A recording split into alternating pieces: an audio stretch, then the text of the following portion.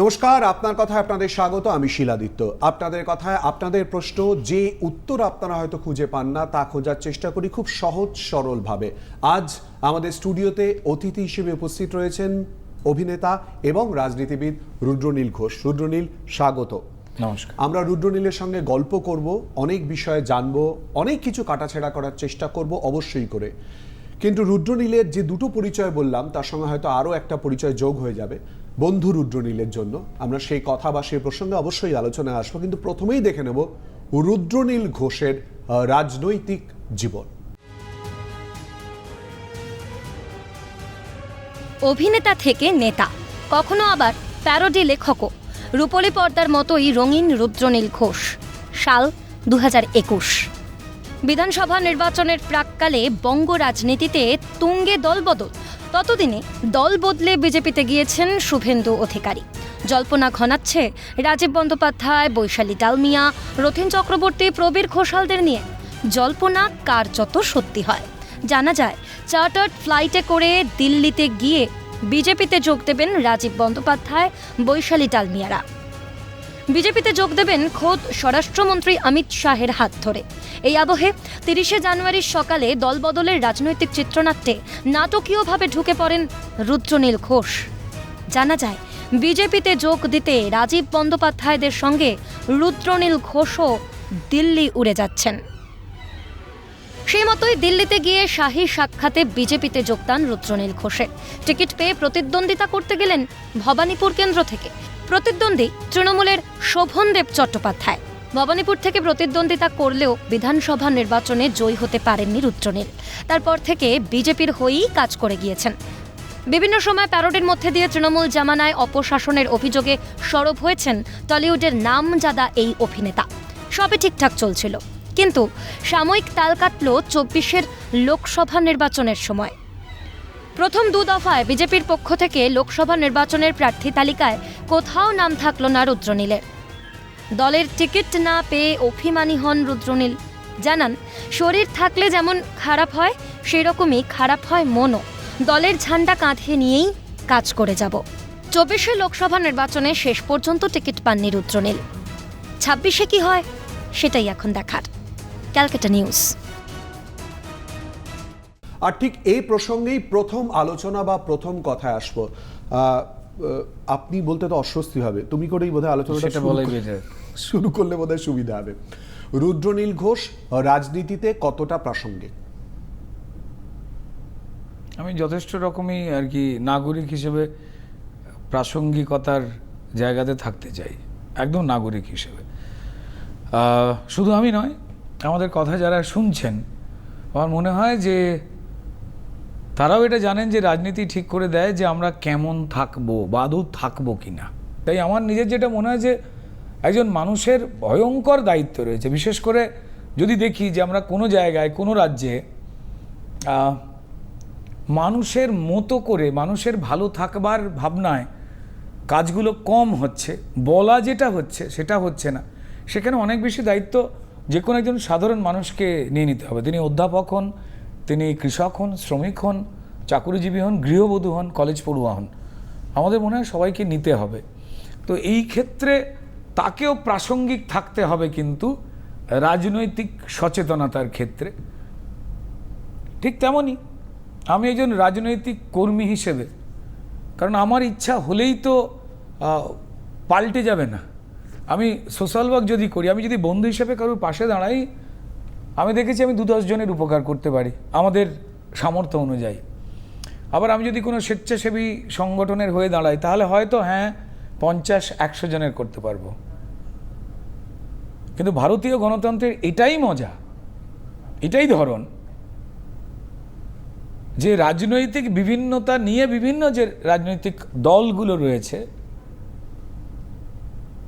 তাদের মধ্যে আমাকে একটাকে বাঁচতে হবে যে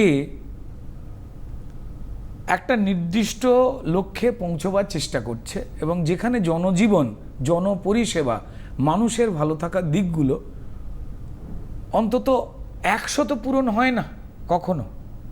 আবার পরের বছর গিয়ে নতুন 100 আমরা চাই, কিন্তু বেসিক যেগুলো রয়েছে সেগুলো যেন ঠিকঠাক হয়। তো এই ক্ষেত্রে রাজনীতি অবশ্যই প্রয়োজন, কেউ ভোট দিয়ে তার রাজনৈতিক মতামত প্রকাশ করেন। যিনি কাঁধে ঝান্ডা নিয়ে মিছিলে হাঁটেন না, স্লোগান দেন না, বা কোনো দলের রাজনৈতিক কর্মী হিসেবে পরিশ্রম করেন না, তিনি অরাজনৈতিক, এটা যারা বলেন তারা সব থেকে বেশি বুদ্ধিমান এবং রাজনৈতিক। রুদ্র, আমি একদম প্রথম শব্দ বা বাক্যটাকে আমি একটুখানি অ্যাডাপ্ট করছি, রাজনীতিতে প্রাসঙ্গিক হয়ে থাকার চেষ্টা করছি। ঠিক এই জায়গা থেকে কেন রুদ্রনীল ঘোষের কথা শুনবে লোকে? বাম থেকে তৃণমূল থেকে বিজেপি লোকে কেন কথা শুনবে?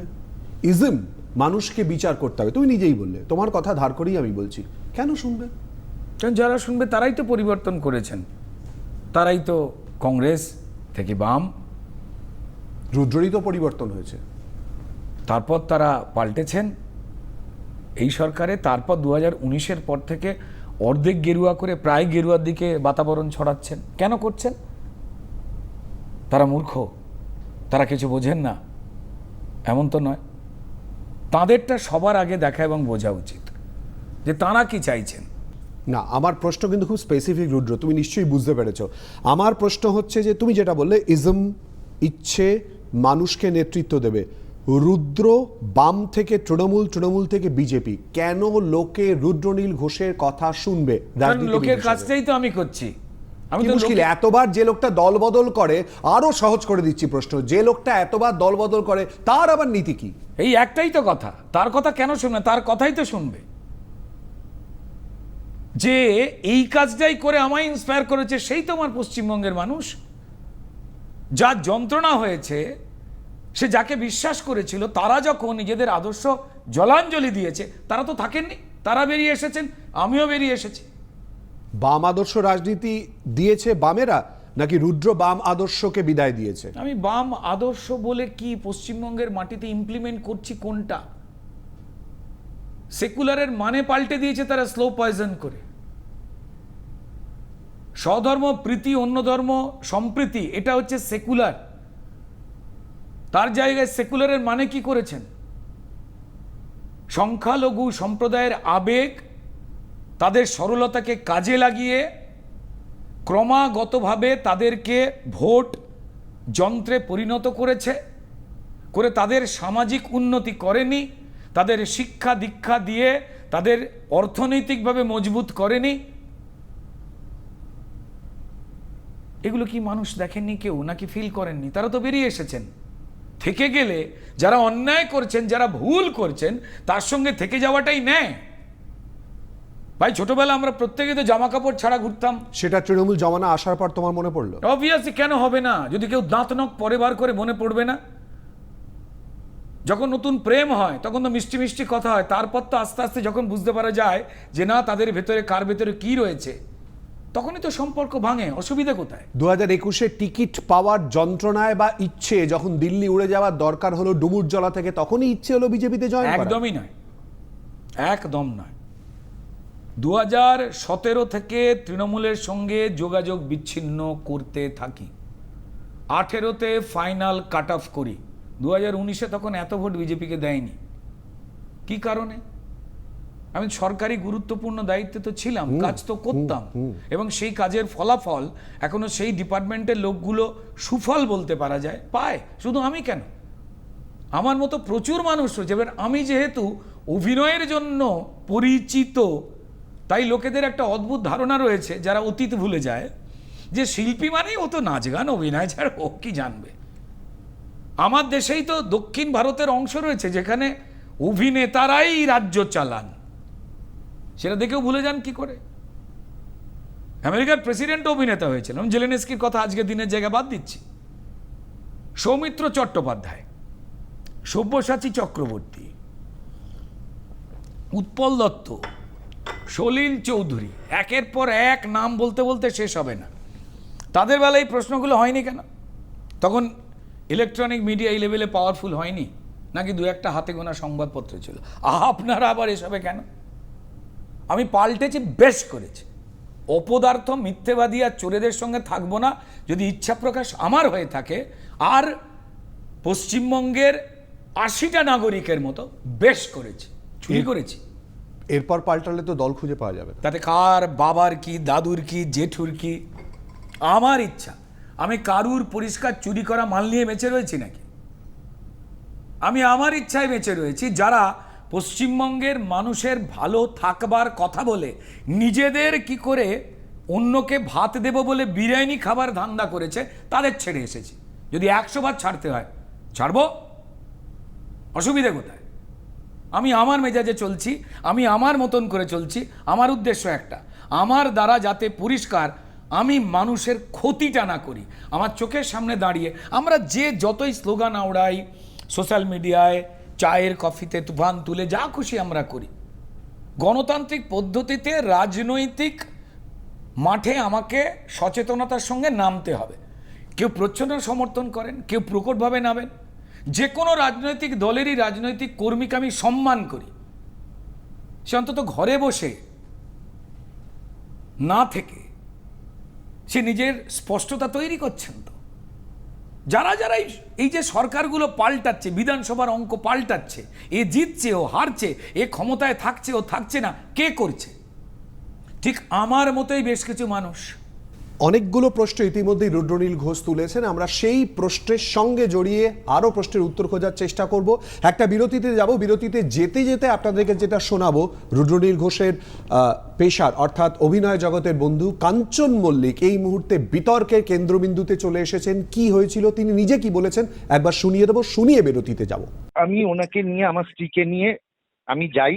উনি তো চলতে হাঁটতে পারেন না, হুইল চেয়ারে নিয়ে যেতে হয়, এবং ওপিডিতে টিকিট করে আমি ওনাকে দেখাতে নিয়ে যাই স্কিন ডিপার্টমেন্ট। আমি বললাম যে আমার শাশুড়িকে নিয়ে এসেছি, বলে কোনো 3-4 জন পেশেন্ট। আমি বললাম ঠিক আছে, কোনো অসুবিধা নেই, আমি দাঁড়াচ্ছি। তারপর আমি যখন যাই তখন উনি বলেন একটু মানে স্কিন ডিপার্টমেন্টের ব্যাপার, স্কিনে ভর্তি হয়েছিলেন এখানে, আবার আপনি আমার কাছে আনলেন কেন, আমার কি করার আছে স্যার? একটু তাহলে ওনার যদি প্রেশারটা চেক করিয়ে নেন। তার উত্তর হলো, আমি কি করব না করবো সেটা আপনি ঠিক করে দেবেন।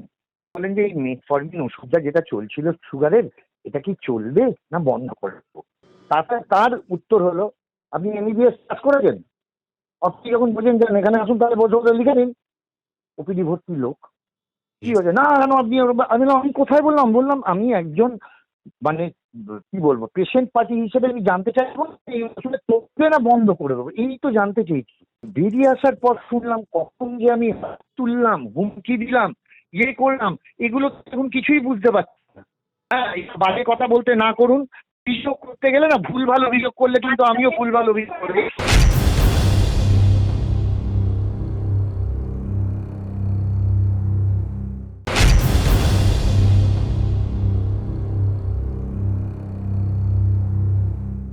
আর ঠিক এই জায়গাতেই প্রশ্ন, অভিনয় জগতের থেকে সম্পূর্ণ আলাদা হয়, ভিন্ন রাজনীতির সঙ্গে যদিও এই মুহূর্তে কাঞ্চন মল্লিক জড়িয়ে রয়েছে, তিনি বর্তমান শাসক দলের বিধায়ক বটে, কিন্তু বন্ধু রুদ্রনীলের কি বক্তব্য, কাঞ্চনের এই যে বক্তব্য স্কুল অফ ট্রপিক্যাল মেডিসিন? আদালত, যে কোনো জায়গায় যে কোনো মানুষ তার নিজস্ব রাজনৈতিক বিভিন্নতা নিয়ে থাকতেই পারেন। যেমন কাঞ্চন মল্লিক আছে, রাজ চক্রবর্তী আছে, দেব আছে, আমরা সহকর্মী, ঠিক তেমনই বাদশাহ মৈত্র আছে, দেবদূত আছে, উষসী আছে সিপিআইএমের। তো যাই হোক, বিভিন্নতা থাকে। তবে যেটা হয়, আমার নিজের যেটা মনে হয়েছে, কাঞ্চন মল্লিককে যদি ব্যক্তিগতভাবে কেউ জিজ্ঞাসা করে কেমন, আমি নয়, সিনেমা জগৎ, থিয়েটার জগৎ যারা চেনেন তারা পরিষ্কার এক কথাই বলবেন যে অত্যন্ত বিনয়ী এবং ঠান্ডা ছেলে, কোনোদিন কোনো ঝামেলা হুজ্জুতিতে যায় না, উল্টে দুঃখ পেলে চুপ করে থাকে। এবার নিশ্চয়ই সবার রেড়ে করে প্রশ্ন হবে, তাহলে যেগুলো করছে বা যেগুলো বলছে এগুলো কি? খুব সোজা উত্তর। ছোটবেলায় দার্জিলিং বেড়াতে গেছিলাম, কলকাতায় খুব গরম, হাওড়ায় খুব গরম। দার্জিলিংয়ে যাওয়ার পরে আমাকে মাংকি ক্যাপ পরিয়ে দেওয়া হয়েছিল আর গায়ে একটা মোটা জ্যাকেট পরিয়ে দেওয়া হয়েছিল। আমাদেরকে চিনতেই পারা যাচ্ছিল না আমি কে। সুতরাং কাঞ্চন মল্লিক রাজনৈতিকভাবে যে জায়গাটায় অবস্থান করছে, যদি তার নামে কোনো বিতর্ক ওঠে, তার মুখ থেকে কোনো খারাপ কথা শুনতে পাওয়া যায়, সেটা ওই কলকাতা বা হাওড়ার লোকটা দার্জিলিং বা হিমালয়ে গিয়ে যে পোশাকটা তাকে পরতেই হবে এবং তাকে যেমন দেখতে লাগবে তেমনটা দেখতে পাওয়া যাচ্ছে। বর্তমান প্রেক্ষাপটে আরও একটা বিষয় চলে আসতে হবে। আমরা জানি রুদ্রনীল ঘোষ হাওড়ার বাসিন্দা ছিল, এখনো হাওড়াতে বাড়ি রয়েছে। দেখো, মানে ওটা তো একটা আবেগের জায়গা থেকেই যায়, জীবিকার কারণে ডেফিনেটলি 25 বছর কলকাতায় থাকা। আমার কাজ, অভিনয়ের কাজ, মানুষ তারা কোথায় একটু ভালোবেসেছেন, ফলত আমি যতটুকু যা পেয়েছি, যা জামা কাপড় পরে রয়েছি, সবটাই কিন্তু মানুষের দেওয়া আশীর্বাদের জন্য, অভিনয়ের জন্য। তো সেক্ষেত্রে হাওড়াটা সারাক্ষণ থেকেই যায়। হাওড়া নরসিংহ দত্ত কলেজ। নরসিংহ দত্ত কলেজে বর্তমান ঘটনা সামনে এসেছে, নিশ্চয়ই জানো তুমি। হ্যাঁ, খুব কষ্ট লেগেছে, খারাপ লেগেছে। সেই কলেজে ছাত্র রাজনীতি, সেখান থেকে ছাত্র নেতা, রাজনীতিকে খুব ভালো করে বোঝা, তারপর সেই কলেজেরই পরিচালন সমিতির মাথায় বসা গভর্নিং বডি প্রেসিডেন্ট, খুব কম জনের সৌভাগ্য। কোন কলেজ? ডক্টর হরিপদ ভারতী, আমাদের ভারতীয় জনতা পার্টির এক আলোকিত নাম, এক পণ্ডিত মশাই, পণ্ডিত মানুষ, তিনি প্রিন্সিপাল ছিলেন। কসবা কাণ্ডের পর যখনই হাওড়ার এই কাণ্ডটা সামনে আসে, হাওড়ায় কলেজের ছাত্র রাজনীতি যারা করতো, আমাদের শাসক দল তৃণমূলের, তাদের একটা পয়সা ইনকামের প্রবণতা লোকাল নেতারা তৈরি করে দিতেন, সেটা বুঝতে পারতাম। এবার শুধু তাই নয়, কলেজ অ্যাডমিশনের ক্ষেত্রে চোরাগোপ্তাভাবে তাদেরকে নিয়ন্ত্রণ করানো হতো। লোকাল প্রমোটিংয়ের ক্ষেত্রে মানুষকে বিরক্ত করে সেই বাড়ি ভাড়া ছেড়ে উঠে গিয়ে সেখানে ফ্ল্যাট বাড়ি হবে, এই কাজেও ছাত্রদের ব্যবহার করা হাওড়া জুড়ে হচ্ছিল। এই বিষয়ে একজন কাণ্ডারি রয়েছেন, সমবায় দুর্নীতি ইত্যাদি প্রভৃতি বিষয়ে তার নাম জড়িয়েছিল। হাওড়ার তৃণমূলের নেতা মন্ত্রী অরূপ রায়, যিনি হাওড়ার ছাত্রদের 12টা বাজিয়েছেন। তো এটা দাবি নিয়ে বলতে পারি, শুধুমাত্র হাওড়া নরসিংহ দত্ত কলেজের এই দাবি এবং সত্যতার অভিযোগ সবই তোমার দায়িত্বে। হ্যাঁ, আমার দায়িত্বেই হবে। তৃণমূল চুরি করে কি আমার দায়িত্বে নাকি? নিজের দায়িত্বে। তৃণমূলকে কখনো কেউ যদি অসম্মান করে কুড়ে বলে, আমি প্রতিবাদ করব। তৃণমূল 24 ঘন্টা মানুষের পাশে থাকে, ভারতীয় জনতা পার্টি মাত্র 18 ঘন্টা থাকে তৃণমূলের থেকে পিছিয়ে। কারণ কি? বিজেপি বিশ্বাস করে যে মানুষের ব্যক্তিগত জীবনে 6-8 ঘন্টা সময় তাকে দিয়ে দেওয়া উচিত, এই সম্মানটা দেওয়া উচিত। তৃণমূল 24 ঘন্টা মানুষের পাশে থাকে। কোনো মানুষ যদি বাথরুমে চান করতেও যায়, তখন তৃণমূল ঢোকে, ওকে 24 ঘন্টা থাকতে হবে। সে সাবান মাখতে মাখতে চোখে দিল, চোখ খুলেই জ্বালা করবে, সেই সময় সাবানটা নিয়ে চলে যায়। 24 ঘন্টা আছে। ভোটের বৈতরণী কি করে পার হবে? মানে এই যে তৃণমূল আছে বলছে, তৃণমূল তো আছেই, তৃণমূল আছে বলেই তো এই পার্সেন্টেজ অফ ভোট 2021-এ পেয়েছে, 2024-এর লোকসভায় তোমাদের যে এক্সপেকটেশন ছিল, তোমাদের প্লিজ আমি খুব ছোট ছোট প্রশ্ন করছি প্লিজ, 2024-এ বিজেপির যে এক্সপেকটেশন ছিল সেই এক্সপেকটেশনের জায়গা পূরণ করতে পারেনি। 2026-এ তারা আরও সেই ক্ষমতা নিয়ে এগোবে বলে ইতিমধ্যে অভিষেক বন্দ্যোপাধ্যায় বলে দিয়েছে 50-এর বেশি আসন বিজেপি পাবে না। তাহলে কিসের ভিত্তিতে এগোবে? তুমিই বলছো তো তৃণমূল আছে, সবসময় আছে। আছে তো, চুরিতে আছে, জোর চুরিতে আছে। যেমন এই তুমি আমি যা পরে বসে রয়েছি আর কি, আসলে তো তোমাকে আমাকে এমন দেখতে নয়, আমাদের মুখে মেকআপ আছে। এই পোশাকটাই কি আমরা পরে থাকি নাকি? তুমি আমি যেটা পরে আছি, আসলে খুললে তো স্যান্ডো গেঞ্জি, কোথাও একটা লুকোনো ফুটো। আমি সেই প্রসঙ্গটা বলছি যেটা তুমি বলতে ভুলে গেছো। চুরি জোচ্চুরিতে তারা আছে। চুরি জোচ্চুরির ক্ষেত্রে যেভাবে কলকাতার ট্রাফিক সিগন্যালেও যারা যারা ভিক্ষা করেন তাদের থেকে লোকাল কাউন্সিলর পয়সা নেয়, নাহলে ভিক্ষা করতে দেব না, এই পর্যায়ে যারা চলে আসে, তো তাদের চুরি নিয়ে তো কথা বলতে, চুরিটাকে শিল্পের জায়গায় নিয়ে গেছে। আরজিকর আন্দোলন এবং তার পরবর্তী অধ্যায়েও সবাই ভেবেছিল তার প্রভাব পড়বে। যখন উপনির্বাচন হয়েছিল সেখানেও দেখা যায়নি। সবাই ভেবেছিল যে তৃণমূলের ভোট বাক্সে কোথাও না কোথাও টান পড়বে, নিশ্চয়ই তোমরাও ভেবেছিলে, সেটাও তো দেখা অবশ্যই তো পড়েছে। যদি মৃতদের ভোটকে, বাংলাদেশিদের ভোটকে, রোহিঙ্গাদের ভোটকে এবং ছাপ্পা ভোটকে যদি গণতান্ত্রিক পদ্ধতিতে সমর্থন যদি তুমি বা কেউই করে, তাহলে সে অপরাধের পক্ষে কথা বলছে।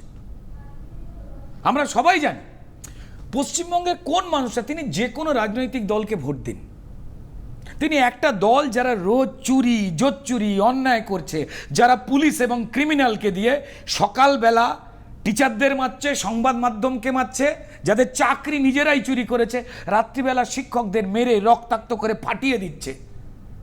শুধু হিন্দু বাড়ির শান্তনু মারটা খায়নি, তার পাশে দাঁড়িয়ে মুসলমান বাড়ির শরীফুল মারটা খেয়েছে।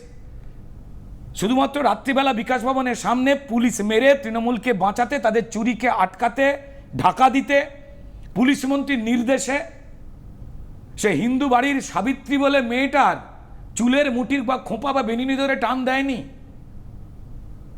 সে মুসলমান বাড়ির ওই মেয়েটা যে পড়াশোনা করে টিচার হতে চায় সাবিনা, তারও আঁচল ধরে টেনে তাকে মেরে ফাটিয়ে দিয়েছে। আচ্ছা, মেরুকরণের রাজনীতির কথা কি মুখ থেকে রুদ্রনীলের মুখ থেকে বেরিয়ে আসছে না? 100 বার দুটো নাম বারবার করে তোলার মাধ্যমে বলবো, কিসের মেরুকরণ? আমি হিন্দু বললে মেরুকরণ কিসের? এই দেশটা তৈরি হয়েছিল কিসে? দ্বি জাতি তত্ত্বের উপরে ভাগ করে। কে চেয়েছিল? মুসলিম লীগ। সাপোর্ট কারা করেছিল? কমিউনিস্টরা। নালে পাকিস্তানের জন্ম হতো। যে বাংলায় তুমি আমি বসে কথা বলছি, এই বাংলাটাকেও তো পূর্ব পাকিস্তান করবার জন্য মুসলিম লীগ সুরাবর্দীদের দিয়ে ভাগ করাতে চেয়েছিল। 1946 গ্রেট ক্যালকাটা কিলিং, সুরাবর্দীর মঞ্চে জ্যোতি বসুরা বসেছিলেন, তাদের কোনো আঘাত লাগেনি। সুরাবর্দীদের টিম মুসলিম লীগ, তারা হাতে তরোয়াল নিয়ে ঝাঁপিয়ে পড়েছিল। কেন পশ্চিমবঙ্গের বাঙালিরা, হিন্দুরা তারা পাকিস্তান যাওয়ার পক্ষে সাপোর্ট দেবে না? ডিরেক্ট অ্যাকশন ডে বা গ্রেট ক্যালকাটা কিলিং, যান গুগল টাইপ করুন, পেয়ে যাবেন কে বসেছিলেন। জ্যোতি বসু। ভুলে যাব ইতিহাসগুলোকে ঢেকে রেখে দেওয়া হয়েছিল বলে, সেটা নিয়ে কথা বলবো না।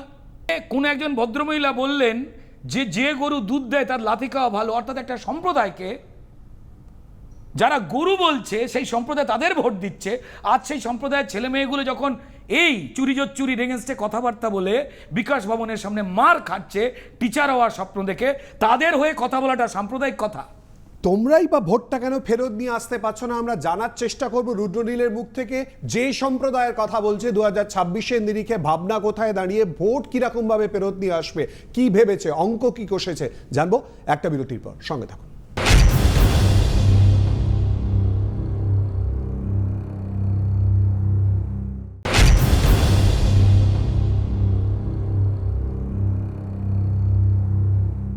বিরতির পর আবারও আপনাদের স্বাগত। আপনার কথায় রুদ্রনীল ঘোষকে প্রশ্ন করেছিলাম, মেরুকরণের কথা কি তোমরা বলো না? বলতেই একেবারে কার্যত তেলে বেগুনে জ্বলে উঠলো। এবারে প্রশ্ন, 2026-এ কটা আসন? আমি গণৎকার না টিয়াবাকি না কুণাল ঘোষ, আমি এতটা অসুস্থ নই। ঘোষ হতে পারি, এতটা নই। ওমা, সামনের একটা আলোচনা থাকবে না? 2026-কে কেন্দ্র করে তোমরা এগোবে না? সময় কি অনেক বেশি আছে নাকি? পশ্চিমবঙ্গের মানুষ ভারতীয় জনতা পার্টিকে ক্ষমতায় আনছে। কিসের ভিত্তিতে? কি ইকুয়েশন? ঠিক যেটা তুমি দেখতে পাচ্ছ না সেই ভিত্তিতে দেখাও। পশ্চিমবঙ্গে পরিষ্কার যা যা ঘটনা ঘটছে, একটাও পরিষ্কার যা করছে তৃণমূল। কোনো ভদ্রলোক, তিনি দরিদ্র হতে পারেন, মধ্যবিত্ত হতে পারেন, কারুর মেনে নেবার কথা। কনস্ট্যান্ট যে সরকার পরিপোষিত দুর্নীতি, আঘাত, অত্যাচার মানুষের উপরে হচ্ছে। ভারতবর্ষে যে কোনো জায়গায় যে কোনো রাজনৈতিক দল থাকুক না কেন, আমাদের মতের পক্ষে বা বিপক্ষে, কাউকে দেখাতে পারবে যে গণতন্ত্রের হত্যা, সত্যি কথা বলা যাবে না। মিডিয়া, সাংবাদিক, সংবাদ মাধ্যম বলতে পারবেন না। আপনি সাধারণ মানুষ হয়ে চায়ের দোকান বা সোশ্যাল মিডিয়ায় লিখতে পারবেন না। আপনার কাছে সকালবেলা হয় ক্রিমিনাল, বা পুলিশ আপনাকে গাঁজা কেস, শ্লীলতাহানির কেস, অ্যাটেম্প টু মার্ডার কেসে জেলে পুরে দেবে, আবার কোর্টে থাপ্পড়কে আপনি ছেড়ে আসবেন। কোন ভদ্রলোক পছন্দ করে? রুদ্র, এই যে কথাটা তুমি বলছো, তোমার যা যা বক্তব্য রয়েছে, রাজনৈতিক বক্তব্য থাকতে পারে, সামাজিক বক্তব্য থাকতে পারে, রিফ্লেকশন কোথায় ভোটের বাক্সে? সেই তো তৃণমূল কংগ্রেস সরকারি ক্ষমতায় 2021-এ। এই একই কথা, যে কথাটা ধরো তুমি বলছো, আমি আবার বলছি, তোমাকে আর আমাকে ক্যামেরার সামনে যেটা দেখতে লাগছে আমাদের আসলে তেমনটা দেখতে নয়। এটা তুমি আমি জানি, অডিয়েন্সও জানে। ঠিক তেমনি তারাও জানেন যে কারসাজিতে, এইভাবে প্রশ্নটা করা উচিত, যে কারসাজিতে তৃণমূল ভোটটা চুরি করছে, মৃতদেহরা ভোট দিতে আসে, যাদের বাবা মা মারা গেছে, আত্মীয় স্বজন মারা গেছে, তারা পরিষ্কার কিছু দলিল টলিল নিয়ে, উকিল নিয়ে ইলেকশন মিটে যাওয়ার পর পশ্চিমবঙ্গের নির্বাচনী কেন্দ্রের পাশে ঘোরে। লোকে অ্যারেস্ট করেছে, পুলিশ অ্যারেস্ট করে বলছে কেন ঘুরছেন? বলে প্রতিবার শুনেছি আপনাদের ভোটার হয়ে, তৃণমূলের ভোটার হয়ে আমার বাবা নেমে আসেন নাকি ভোট দিতে, মৃত বাবা, তাই সই করাতে এসেছিলাম। এই গল্পগুলো তো দূর হয়ে যাচ্ছে। এত সোজা নির্বাচন কমিশন না আমার দেশে, তারা কাঁচা, তারা বোঝেন না। মানুষের কাছ থেকে, ভারতীয় জনতা পার্টির কাছ থেকে প্রমাণ দিয়ে লিখিত অভিযোগ জমা পড়েননি, তারা দেখেননি। যদি না হয় তাকে, তাহলে ভোটার কার্ডের সঙ্গে আধার কার্ড এমনি লিঙ্ক হয়েছে। চারিদিকে রোহিঙ্গা কলোনি তৈরি হয়ে গেছে, প্রায় 30-40 লক্ষ লোক যারা আমার দেশের হিন্দু নন, মুসলমান নন, আমার দেশের চিন্তাই করেন না, তারা ঠিক করে দিচ্ছে তাদের যারা ভোটার কার্ড অনৈতিকভাবে বানিয়ে দিয়েছে 10-15 হাজার টাকার। তোমাদের চ্যানেলেই সেই রিপোর্টিং বিবৃতি সব চ্যানেলে সব জায়গায় দেখানো হয়েছে, তারা ঠিক করে দিচ্ছেন পশ্চিমবঙ্গে কারা শাসন ক্ষমতায় আসবে। কনফিডেন্ট রুদ্রনীল ঘোষ 2026-এর পরিপ্রেক্ষিতে 2026-এ রুদ্রনীল ঘোষ টিকিট পাবে? সেটা তো আমার দল ঠিক করবে, আমি তো ঠিক করব না। প্রত্যাশা? রাজনৈতিক দল করছি, রাজনৈতিক দলের যাবতীয় কাজ রয়েছে, সেই কাজের মধ্যে অবশ্যই ভোটে লড়া সেটার একটা পার্ট, তো অবশ্যই এর মধ্যে অসুবিধা কোথায়? পশ্চিমবঙ্গের যে কোনো প্রান্ত না প্রত্যাশা হাওড়া? না না, যে কোনো প্রান্ত। আমার একটা নিজস্ব এটা বলা যায় যে সুবিধা রয়েছেন, আলাদা করে আমি কোন মানুষটা এটা আমায় চেনাতে হয় না। আমি কেন শুধু আমাদের পেশার কথা বলছি না, যিনি খেলোয়াড় হন বা কবি হন, লেখক হন, মানুষ যে যে কাজগুলো দেখেন পছন্দ করেন তাদের একটা আলাদা পরিচিতি হয়ে যায়। তো ফলত সেই ক্ষেত্রে পশ্চিমবঙ্গের প্রত্যেকটি জায়গায়, সেটা গ্রাম হোক মফস্বল হোক, যে কোনো জায়গাতেই শুধু আমার হাওড়াটা আমার হয়ে থাকবে না। সারা পশ্চিমবঙ্গের যেখানে খুশি দল যদি মনে করে আমায় টিকিট দেবে, আমি প্রাণপাত করে সেখানে লড়বো। আমি প্রতিবারও লড়েছিলাম। 2021-এ পরিষ্কার আমায় ভবানীপুরের মতো জায়গা বকলমে মমতা বন্দ্যোপাধ্যায় তার এলাকাতে দাঁড় করিয়েছিলেন। হ্যাঁ, আমার উল্টো দিকে প্রার্থীর নাম ছিল শোভনদেব চট্টোপাধ্যায়, কিন্তু লড়েছিলেন মমতা বন্দ্যোপাধ্যায়। এবং এত কিছুর পরেও কিন্তু যে ভোটটা ভারতীয় জনতা পার্টির একজন কর্মী হিসেবে আনতে পেরেছিলাম, দল আমাকে বিশ্বাস করে যে অগ্নিকুণ্ডের মধ্যে ফেলে আমায় পরীক্ষা নিয়েছিল, সেই পরীক্ষা অনেককেই তো বিশ্বাস করে নেয়নি। তো ফলত দল দেখে নিয়েছেন আমি লড়েছি। এবং যদি চুরি জুচ্চুরি দুর্নীতি, আমাদের যারা বুথে এজেন্ট বসেছিল, যেটা করে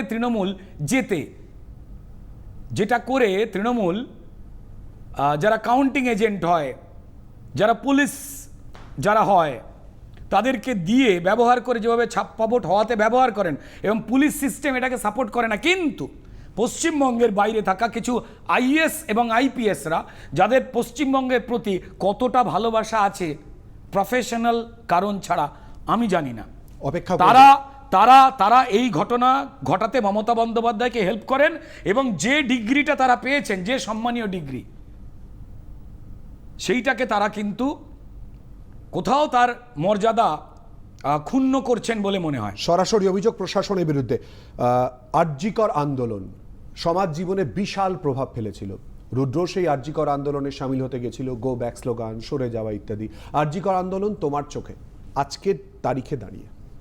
সিপিএম যদি না মমতা বন্দ্যোপাধ্যায়কে বাঁচাবার চেষ্টা করত, কিছু 4-5টা সাজানো জুনিয়র ডাক্তার সাজিয়ে যারা দীর্ঘ 6-7 বছর ধরে ওই কলেজে হয় এসএফআই এর ছাত্র নেতা বা এআইডিএসও এসইউসিআই এর ছাত্র দল বা নকশালিস্ট ছাত্র দল, যারা ঘোর মমতার পক্ষপাতী এবং বিজেপি বিরোধী, তাদেরকে ব্যবহার করে নাগরিক মুখ করে তুলে যদি না সাধারণ মানুষের এই ক্ষোভ বিক্ষোভটার বারুতানা বাজাতো। এই কদিন পরে দেখুন না, কথা বলছি, এর মধ্যেই দেখবেন এই বিপ্লবী যারা সন্দীপ ঘোষের অপকর্ম জেনেও, যারা কোনোদিন কলেজে মুখ খোলেনি, প্রতিবাদী আদর্শবাদী হয়ে ওঠেনি, তারা হঠাৎ করে বিজেপিকে আটকাতে মমতা বন্দ্যোপাধ্যায়ের পদত্যাগ চাই এই স্লোগান না তুলে তার যে সেক্রেটারিরা, স্বাস্থ্য দপ্তরের হোক বা তদানীন্তন পুলিশ কমিশনার বিনীত গোয়েল হোক, তাদের পদস্খলন চেয়েছিলেন, তাদের অপসারণ চেয়েছিলেন, যাতে মমতা বন্দ্যোপাধ্যায় বেঁচে থাকে। এই কমিটি কসবাতে যখন মনোজিৎ মিশ্ররা কাণ্ড ঘটায়, ঠিক সেম জিনিস এই বিজেপিকে আটকাতে, মমতা বন্দ্যোপাধ্যায়কে বাঁচাতে দিন জাগো না রাত জাগো ভাই কমিটিরা নেমে পড়েছে। অবাক লাগে। এদেরই রেড ভলেন্টিয়ারদের মেরে পাট করে দিয়েছে। এদেরই একটা কর্মীকে খুঁজে দিন, বিজেপির প্রায় 250-300 কর্মীকে খুন করেছে। মানুষের কি লুট করছে তৃণমূল কিভাবে জানিয়ে দিয়েছে বলে। তোমাদের কর্মীরা খুন হয়েছে, মিনিমাম লজ্জা তো থাকা উচিত। কিন্তু ওই দিল্লিতে INDIA জোট, তাই মমতার পক্ষে যেন আসে কিছু ভোট, এই আশায় পরিষ্কার সিপিএম ঘুরে বেড়াচ্ছে এবং পশ্চিমবঙ্গের ক্ষতি করছে। তো যাই হোক না কেন, রুদ্রনীল ঘোষকে আন্দোলনে সামিল হতে না দেওয়ার সেই মুহূর্তে কতটা আঘাত লেগেছিল? আঘাত তো লাগেনি, আমি মূর্খতা দেখতে পেয়েছিলাম এবং ষড়যন্ত্র দেখতে পেয়েছিলাম। ছোটবেলা থেকে রাজনীতি করছি, ছোটবেলা থেকে রাজনীতির ভাষা পরিষ্কার স্পষ্টভাবে লেখা থাকে। যারা যে দলেই মন দিয়ে যদি রাজনৈতিকভাবে বা যারা হয়তো আমাদের আলোচনা শুনছেন বা দেখছেন, হয়তো মিছিলে হাঁটেন না, তারাও বলতে পারেন, তারাও জানেন অভিজিৎ গাঙ্গুলি এবং আমরা আরজি কর নিয়ে প্রতিবাদী একটি মঞ্চ থেকে অভিজিৎ গাঙ্গুলি তিনি বললেন যে ছেলেগুলো বিনীত গোয়েলের সঙ্গে দেখা করতে চেয়েছে, আর এত ইনহিউম্যান ভদ্রলোক যে এই বাচ্চা ছেলেগুলোর সঙ্গে দেখা করা যায় না, বেচারাগুলো রাস্তায় বসে আছে, জল টল খাবার পাচ্ছে কিনা, বাথরুম টাথরুম দেওয়া হয়েছে কিনা, চলো তো একটু দেখে আসি। আমরা যেখানেই ছিলাম তার থেকে 5 মিনিটের দূরত্বে জাস্ট ঢুকেছি, বেশি না, হাতে গোনা 6 থেকে 7টা যারা অতিবাম, যারা মানুষ মেরে পার্লামেন্ট বা বিধানসভা দখলের কথা বলে, যারা ট্রেন ওড়ায়, যারা মাইন্স মারে, যারা মন্ত্রী মারে, যারা সেনাবাহিনী মারে, পুলিশ মারে, সেই ছাত্রদল যারা যাদবপুর বা মাধবপুরের মতো জায়গায় টুকরে টুকরে গ্যাং হয়ে যারা কাশ্মীর মাঙ্গে আজাদি স্লোগান দিয়ে দেশকে কাটবার ছক করে, এই অতিবামেরা তাদের ওই কয়েক গাছি চিৎকার করেছে। মানে এরা আন্দোলনের সঙ্গে যুক্ত ছিল না বহিরাগত? কারণ এরা যাদের কথা বলছো নাম না করে, কি জানি কি করতে এসেছিল ওখানে, কি করে জানো? তারা ছিল ওখানে, তারা ঝালমুড়ি বিক্রি করছিল না, তারা সত্যিকারেরই জুনিয়র ডাক্তার তা তো জানি না, ওরা ওখানে ছিল। তো ফলত হঠাৎ করে কোনো কারণ নেই যাও যাও করে উঠল। এবং শুধু তাই নয়, অগ্নিমিত্রা পাল সল্টলেকে পার্টি অফিসে যখন সল্টলেকের পার্টি অফিসে ছিল, এই যারা বিজেপি বিরোধিতা করে বিজেপির পার্টি অফিসের উল্টো দিকে, তাদের যাতে কোনো রকমের অসুবিধা না হয়, মানবিক দিক থেকে বিজেপির দরজা 24 ঘন্টা খোলা ছিল। অগ্নিমিত্রা পাল বলেও ছিলেন সে কথা না, আমার তো তাহলে অন্য প্রসঙ্গে যেতে হবে। এই বদমাইশিটা তো সবাই জানে। আমি ওদের মূর্খতা দেখেছিলাম। এরা তৃণমূলকে বাঁচাবার সব থেকে বড় শক্তি, এরাই যে নো ভোট টু বিজেপির মমতা বন্ধু, চোর বাঁচাও বাংলা নাচাও এই কমিটি, তা সুস্পষ্ট। আজকের পরিপ্রেক্ষিতে রাজন্যাকে নিয়ে খুব আলোচনা চলছে। রুদ্রনীল রাজন্যা বিতর্ক একটা সময় তুঙ্গে উঠেছিল, আজকের পরিপ্রেক্ষিতে কি বলবে? দেখুন, এই কাঞ্চন মল্লিকের মতো পরিষ্কার ওই হিমালয়তে গেলে সোয়েটার আর মাংকি ক্যাপ পরতে হবে সেইরাম জায়গাতে চলে এসেছে। আমার কোন একটি রাজনৈতিক মন্তব্যকে নিয়ে রাজন্যাকে ব্যবহার করে তৃণমূলের নেতারা জোর করে অভিযোগ করিয়েছিলেন থানায়, সেখান থেকে মামলা হয় এবং মামলা কোর্ট আলটিমেটলি ওয়াশ আউট করে দেয়। আমার খুব অবাক লেগেছিল যে এইগুলো করলে একটা মানুষ তারই তো ব্যক্তিগতভাবে তাকে হেয় হতে হয়, অসম্মানিত হতে হয়। তৃণমূল রেডি থাকে, ওদের কমিটি আছে, মামলা করো, বদনাম দাও, ফাঁসিয়ে দাও, বিভিন্ন রকম খেলায় এই নেমেছে। এখন আমাদের পদ্মশ্রী সম্মানীয় কার্তিক মহারাজকে নিয়েও সেম খেলাই চলছে আর কি। যাই হোক, যেটা অবাক লেগেছে, অবাক করছে আমার, যে এটা তো তৃণমূল ছাত্র পরিষদ, যাদের অ্যাকচুয়ালি কাজ হয়ে দাঁড়িয়েছিল তোলাবাজি করা, ভর্তি করে টাকা ইনকাম করা, দাদাগিরি করা, টিচার মারা, ধমকানো, এগুলো। যাই হোক, তৃণমূল ছাত্র পরিষদের সঙ্গে তিনি যুক্ত। যখন তার মুখ থেকে এটা শুনতে হয় যে আমার নিউড ছবি, সেটা এআই না ফটোশপ না কি আমি জানি না,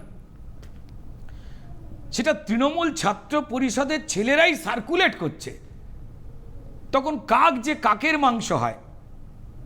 এই যে কল্যাণবাবু এবং মহুয়াদেবীর ঝগড়া, একে অপরকে তুলোধনা করা, খারাপ কথা বলা, এই সবকিছুর সঙ্গে না মিলে যাচ্ছে। রাজনীতির কথা বারবার করে উঠে এসেছে, উঠে আসবে, এটা খুব স্বাভাবিক। কিন্তু রুদ্রের যে আরো একটা পরিচয়ের কথা ইতিমধ্যে আপনাদেরকে জানিয়েছি, অর্থাৎ রুদ্রনীল ঘোষ অভিনেতা, যেটা বোধহয় বলার অপেক্ষা রাখে না। যেটা বলার অপেক্ষা রাখে সেটা হচ্ছে রুদ্রনীল ঘোষ একসময় গ্রাফিক্স ডিজাইনারে কাজ করেছেন, সঙ্গে স্ক্রিপ্ট রাইটিং এরও কাজ করেছেন, দুটো মিশিয়ে তার এই জীবন, যেটার জন্য রুদ্রনীল ঘোষ সবার আগে প্রশংসিত বা আলোচনার জায়গায় চলে আসে, সেই জীবনের দিকটা এবারে আমরা আলোকপাত করার চেষ্টা করব। প্রথমেই দেখে নেব সেই তথ্য, এবং সেই তথ্য দেখিয়ে বিরতি নিয়ে আবারও ফেরত আসবো রুদ্রর কাছে। সঙ্গে থাকুন। মূলধারার ছবি বা অন্য ধারার ছবি, সবেতেই ক্যামেরার সামনে অবাধ বিচরণ অভিনেতা রুদ্রনীল ঘোষের। রুদ্রনীল ঘোষ শুধু অভিনেতা, পরিচালক, প্রযোজকই নন, তার লেখনীও মন ছুঁয়ে যায় মানুষের। অভিনেতা হিসেবেও মানুষের কাছে ভার্সেটাইল রুদ্রনীল ঘোষ। কখনো কোনো ছবিতে কমেডিয়ান, আবার কখনো ভিলেন, সিরিয়াস চরিত্র, সবেতেই সিদ্ধহস্ত রুদ্রনীল। 1973 সালে জন্মগ্রহণ করেন রুদ্রনীল ঘোষ। স্কুল ও কলেজ জীবন সেরেই অভিনয়ের প্রতি তার গভীর ভালোবাসা অনুধাবন করতে শুরু করেন তিনি। সিনেমায় প্রথম আত্মপ্রকাশ 2007 সালে বনভূমি চলচ্চিত্রের হাত ধরে। তারপর থেকেই শুরু মানুষের মন কেড়ে নেওয়ার পালা। অনবদ্য অভিনয়ের মাধ্যমে বাংলা ইন্ডাস্ট্রিকে একের পর এক হিট ছবি উপহার দেওয়ার পালা। 2008-এ মুক্তি পায় নীল পরমব্রত রুদ্রনীল অভিনীত 3 ইয়ারি কথা। 2011-তে চ্যাপলিন, 2012-তে বেডরুম, 2013-তে পরপর প্রলয়, হাওয়া বদল, 2015-তে কাঠমান্ডু, 2016-তে লাভ এক্সপ্রেস। এছাড়াও পরপর সিক্রেট আই, উমা, ক্লাসরুম, এক যে ছিল রাজাতে অভিনয় করে মন জিতে নেন মানুষের। 2019 সালে সৃজিত মুখার্জি পরিচালিত শাহজাহান রিজেন্সিতে দর্শক পায় এক অন্য রুদ্রনীলকে। তারপর থেকেই অন্য ধারার ছবিতে বেশি দেখা যেতে থাকে রুদ্রনীল ঘোষকে।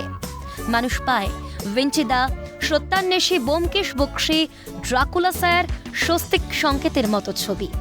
এছাড়াও রুদ্রনীল অভিনয় করেছেন বিভিন্ন ওয়েব সিরিজেও। শুধু অভিনয় নয়, শিল্প সৃষ্টির ঝোঁক থেকেই বন্ধু পরমব্রতর সঙ্গে 2011 সালে স্থাপন করেছিলেন প্রযোজনা সংস্থা ওয়ার্কশপ। রুদ্রনীলের ঝুলিতে রয়েছে বহু পুরস্কারও। 2007 সালে বেঙ্গল ফিল্ম জার্নালিস্ট অ্যাসোসিয়েশনের তরফ থেকে কাঁটাতার ও রেফিউজির জন্য পান সেরা সহ অভিনেতা পুরস্কার। আরও অনেক পুরস্কারের সঙ্গেই রয়েছে রুদ্র ভক্তদের অসীম ভালোবাসা। ভক্তদের ভালোবাসাকে পাথেয় করে সিনেমার প্রতি ভালোবাসা নিয়েই এগিয়ে চলেছেন রুদ্রনীল ঘোষ। আর রুদ্র প্রেমীরা রয়েছেন রুদ্রনীল ঘোষ অভিনীত আরও একাধিক নতুন নতুন ছবির অপেক্ষায়। ক্যালকাটা নিউজ।